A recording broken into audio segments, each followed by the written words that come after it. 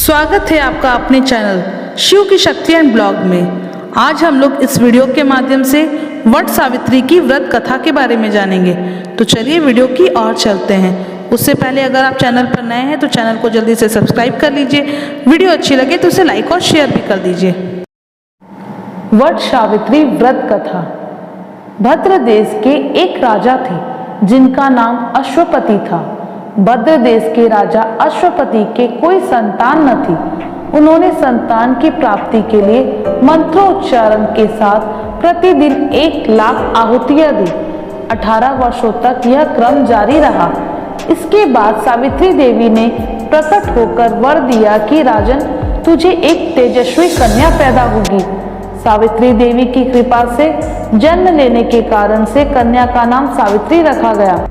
कन्या बड़ी होकर बेहद रूपवान हुई। योग्य वर न मिलने की वजह से सावित्री के पिता दुखी थे। उन्होंने कन्या को स्वयं वर तलाशने को भेजा। सावित्री तपोवन में भटकने लगी। वहां शाल्व देश के राजा द्रुपदसेन रहते थे, क्योंकि उनका राज्य किसी ने छीन लिया था। उनके पुत्र सत्यवान को देखकर सावित्री ने पति के रूप में उनका वरण किया। ऋषि राज नारद को जब यह बात पता चली तो वह राजा अश्वपति के पास पहुंचे और कहा कि हे राजन, यह क्या कर रहे हैं आप? सत्यवान गुणवान है, धर्मात्मा है और बलवान भी है, पर उसकी आयु बहुत छोटी है। वह अल्प आयु है। 1 वर्ष के बाद ही उसकी मृत्यु हो जाएगी। ऋषि राज नारद की बात सुनकर राजा अश्वपति घोर चिंता में डूब गए। सावित्री ने उनसे कारण पूछा तो राजा ने कहा, पुत्री, तुमने जिस राजकुमार को अपने वर के रूप में चुना है वह अल्प आयु है। तुम्हें किसी और को अपना जीवन साथी बनाना चाहिए। इस पर सावित्री ने कहा कि पिताजी, आर्य कन्याएं अपने पति का एक बार ही वरण करती है। राजा एक बार ही आज्ञा देता है और पंडित एक बार ही प्रतिज्ञा करते हैं और कन्यादान भी एक ही बार होता है। सावित्री हट करने लगी और बोली, मैं सत्यवान से ही विवाह करूंगी। राजा अश्वपति ने सावित्री का विवाह सत्यवान से कर दिया। सावित्री अपने ससुराल पहुंचते ही सास ससुर की सेवा करने लगी। समय बीतता चला गया। नारद मुनि ने सावित्री को पहले से ही सत्यवान की मृत्यु के दिन के बारे में बता दिया था। वह दिन जैसे जैसे करीब आने लगा, सावित्री अधीर होने लगी। उन्होंने 3 दिन पहले से ही उपवास शुरू कर दिया। नारद मुनि द्वारा कथित निश्चित तिथि पर पितरों का पूजन किया। हर दिन की तरह सत्यवान उस दिन भी लकड़ी काटने जंगल चले गए। साथ में सावित्री भी गई। जंगल में पहुंचकर सत्यवान लकड़ी काटने के लिए एक पेड़ पर चढ़ गए। तभी उसके सिर में तेज दर्द होने लगा। दर्द से व्याकुल सत्यवान पेड़ के नीचे उतर गए। सावित्री अपना भविष्य समझ गई।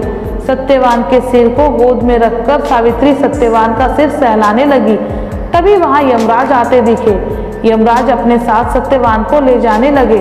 सावित्री भी उसके पीछे पीछे चल पड़ी। यमराज ने सावित्री को समझाने की कोशिश की कि यही विधि का विधान है, लेकिन सावित्री नहीं मानी।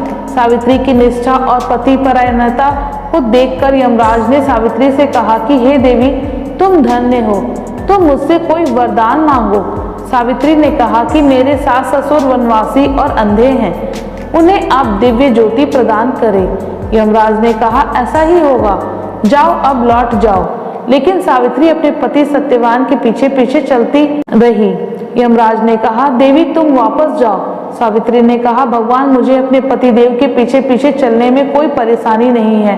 पति के पीछे चलना मेरा कर्तव्य है। यह सुनकर उन्होंने फिर से उससे एक और वर मांगने के लिए कहा। सावित्री बोली, हमारे ससुर का राज्य छिन गया है, उसे पुनः वापस दिला दे। यमराज ने सावित्री को यह वरदान भी दे दिया और कहा, अब तुम लौट जाओ। लेकिन सावित्री पीछे पीछे चलती रही। यमराज ने सावित्री को तीसरा वरदान मांगने को कहा। इस पर सावित्री ने 100 संतानों और सौभाग्य का वरदान मांगा। यमराज ने इसका वरदान भी सावित्री को दे दिया। सावित्री ने यमराज से कहा कि प्रभु, मैं एक पतिव्रता पत्नी हूँ और आपने मुझे पुत्रवती होने का आशीर्वाद दिया है। यह सुनकर यमराज को सत्यवान के प्राण छोड़ने पड़े। यमराज अंतर्ध्यान हो गए और सावित्री उसी वट वृक्ष के पास आ गई जहां उसके पति का मृत शरीर पड़ा था। सत्यवान जीवंत हो गया और दोनों खुशी खुशी अपने राज्य की ओर चल पड़े। दोनों जब घर पहुंचे तो देखा माता पिता को दिव्य ज्योति प्राप्त हो गई है। इसी प्रकार सावित्री सत्यवान चिरकाल तक राज्य सुख भोगते रहे। अतः पतिव्रता सावित्री के अनुरूप ही प्रथम अपने सास ससुर का उचित पूजन करने के साथ ही अन्य विधियों को प्रारंभ करें। वट सावित्री व्रत करने और इस कथा को सुनने से उपवासक के वैवाहिक जीवन या जीवन साथी की आयु पर किसी प्रकार का कोई संकट आया भी हो तो वो टल जाता है। धन्यवाद। यदि आपको हमारी कथा अच्छी लगी तो हमारे चैनल को सब्सक्राइब करिए और इसे लाइक और शेयर भी करिए। शिव की शक्ति एंड ब्लॉग।